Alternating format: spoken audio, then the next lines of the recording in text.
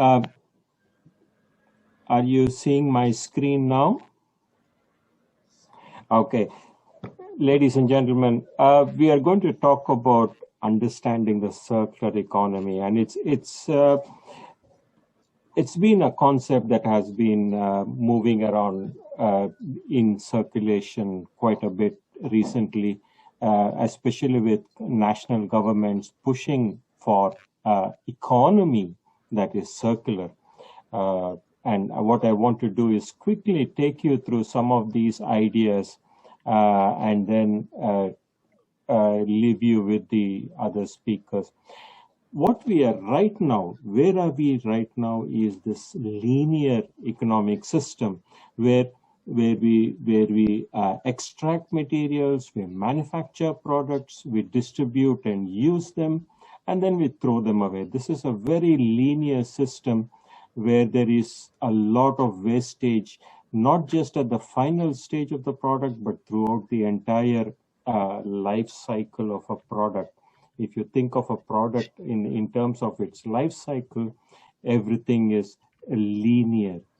And what the circular economy essentially tells us is that we have to think of every stage of the product's life cycle and then try to understand what are the environmental impacts, what are the social impacts of every stage of the product, and then we try to understand how we can minimize these negative impacts on the environment as a whole, or increase the positive impacts, social impacts on the society as a whole.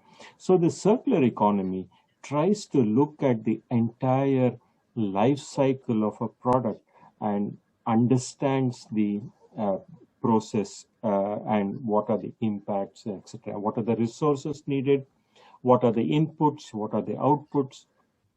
Whether it is pollution, whether it is waste, whether it is emissions, but also in terms of what is needed in natural resources. How can we reduce the natural resources so that recycling can be increased? So it's a very simple and straightforward concept, but of course, in terms of application, quite complicated. So we are here now with this linear model of economic system where it's simply disposing after the use. You don't try to do anything.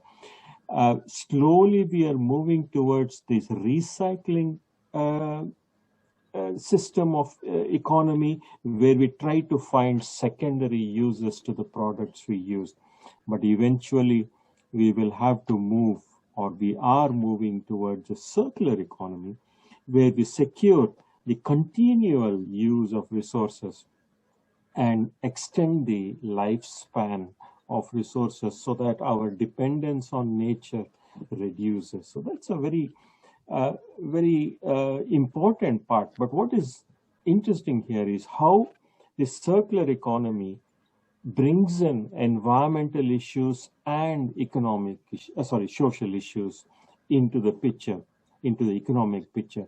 So we are not just talking of economy, we are not just talking of profit, which is important, but we also bring in environmental and social issues into the mix so that we have a truly sustainable economy. And that's another way to look at circular economy also, a sustainable or an economy that contributes to sustainable development. And that brings me to the SDGs itself, which, as you're very familiar, is the 17 goals contributing to sustainable development. What is of particular importance for us with the circular economy is sustainable development goal number 8, 9, 11, and 12. I will come to that later on at the conclusions, but there are a lot of these goals, and within the goals, the targets that contribute to a circular economy. And we have to be cognizant of this fact so that we are linking the SDGs with circular economy itself. So, as I was telling you, the circular economy is not something new. It's been there. We have had a many number of different concepts and ideas that have always been there in terms of linking economy with the circular economy with the environmental issues like green products, cleaner production, better services, etc. So we come to a quick definition of the circular economy. A circular economy is based on the principles of ensuring that production and consumption systems contribute to sustainable development. Economy contributing to sustainable development, including the minimization of waste and pollution, reusing and recycling products and materials, etc.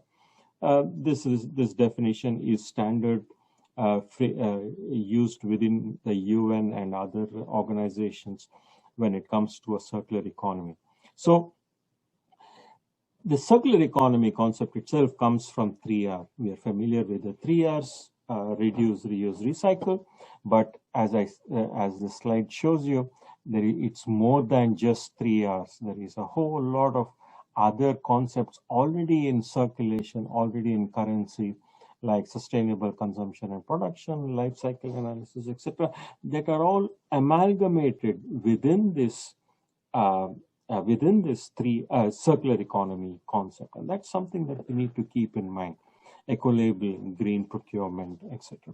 So more than just 3Rs, it's not reduce, reuse, recycle is not enough. We need to go beyond and start rethinking itself, of understanding the economy in a broader sense of sustainable development before we actually um, uh, move forward.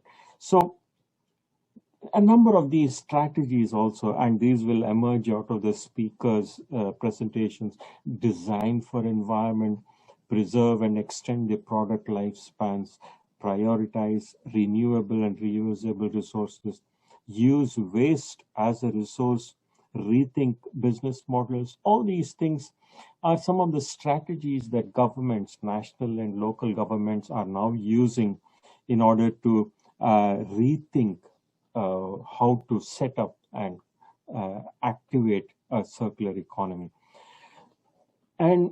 But ultimately, it's the policies.